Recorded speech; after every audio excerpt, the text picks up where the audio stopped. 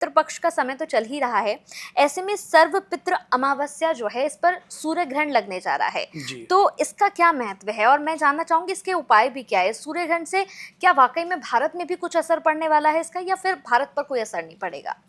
जी, देखिए भारतीय समय अनुसार सूर्य ग्रहण 21 सितंबर को करीबन रात को 11 बजे आरंभ होगा हम्म। और ये 3:23 तक रहने वाला है। हम्म। तो इसका जो प्रभाव है, एक तो रात में है और इसका जो प्रभाव है वो भारत में बिल्कुल भी देखने को नहीं मिलेगा। अच्छा। यानी कि इसका प्रभाव भारत के ऊपर नहीं है। हम्म।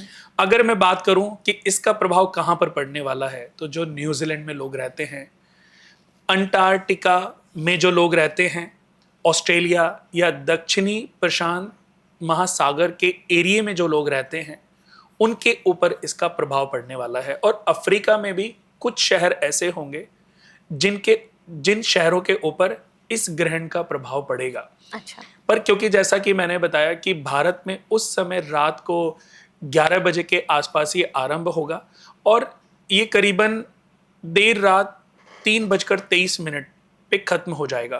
तो ज़्यादातर तो आपने देखा होगा कि जो अमावस्या का समय है, दिन का समय है, लोग अपना पितृपक्ष, जो भी पूजन है, जो भी दान है, जो भी तर्पण है, वो सब चीजें कर चुके होंगे। हाँ। तो इसके लिए भारत में जितने भी लोग रह रहे हैं उनको सोचने की जरूरत नहीं है, घबराने की जरूरत नहीं है, क्योंकि इसका कोई भी नेगेटिव प्रभाव हमारे देश के ऊपर नहीं पड़ रहा है। और जिन कंट्रीज के ऊपर पड़ रहा है वहां पर पितरों के बारे में लोग बहुत ज्यादा जानते भी नहीं है और बहुत ज्यादा कुछ करते भी नहीं है।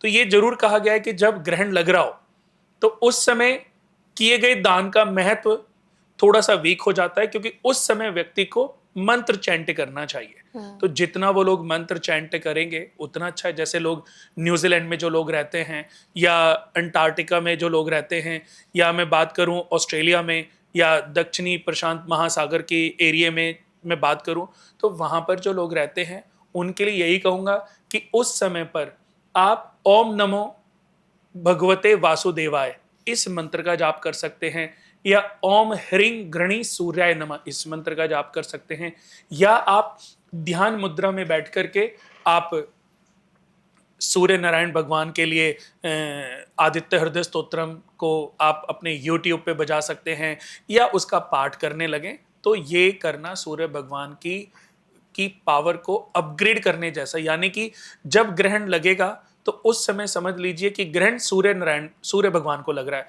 तो सूर्य भगवान यानी कि सूर्य भगवान को कष्ट मिलने वाला है उस दौरान में। फिर राहु जब उनको ग्रसेंगे तो वो एक तरीके का सूर्य भगवान के ऊपर कष्ट का समय है, क्योंकि उन्होंने ही तो शिकायत की थी नारायण भगवान को, मोहिनी रूपी नारायण भगवान को, कि जब समुद्र मंथन हुआ तो एक दैत्य ने समुद्र मंथन के बाद जो अमृत कलश निकला था, तो वो भगवान विष्णु जी ने मोहिनी रूप धारण करके उसको बांटना शुरू किया।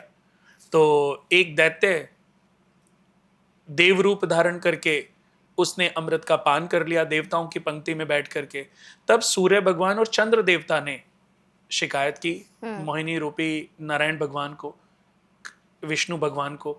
तब विष्णु भगवान ने अपने सुदर्शन से उस राक्षस का सर धड़ से अलग कर दिया। तो जो सर का हिस्सा है वो राहु और धड़ का हिस्सा है वो केतु।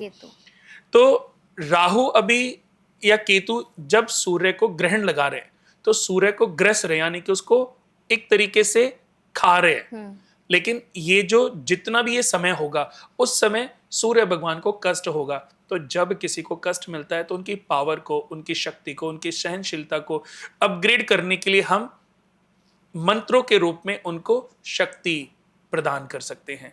और मैं आपको बता दूं कंचन जी, आज जितनी भी हम पूजा पाठ करते हैं, जितने भी यज्ञ अनुष्ठान करते हैं, मंत्र चैंटिंग करते हैं, या कोई भी देवता को प्रसन्न करने के लिए जो उनकी पूजा उपासना करते हैं, तो ये एक तरीके का उनको एक हविष रूपी शक्ति प्रदान करने जैसा एक अच्छा सरल उपाय है।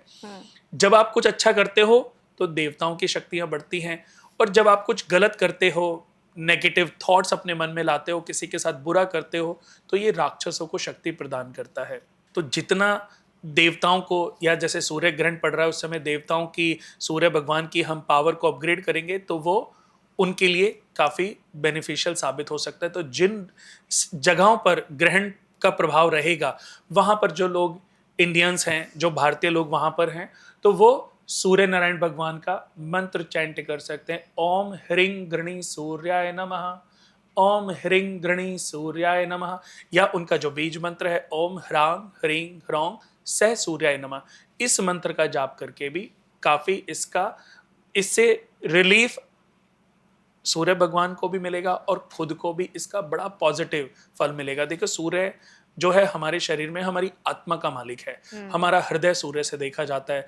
हमारे शरीर में जो मस्तिष्क है, जो हमारा ब्रेन है, ये सूर्य से विचारा जाता है। तो सूर्य हमारे शरीर में बहुत बड़ा रोल प्ले करता है, क्योंकि हमारी आत्मा है। आत्मा शरीर से निकल गई तो ये शरीर तो अब जीरो हो गया। बिल्कुल। आत्मा जो है वो सूर्य है और जो मन है वो चंद्रमा है। तो इन दोनों ग्रहों का हमारे जीवन में बहुत बड़ा रोल प्ले होता है। तो जब सूर्य और चंद्रमा को ग्रहण लगता है तो कहीं ना कहीं हर दुनिया का हर इंसान इफेक्टिव होता है।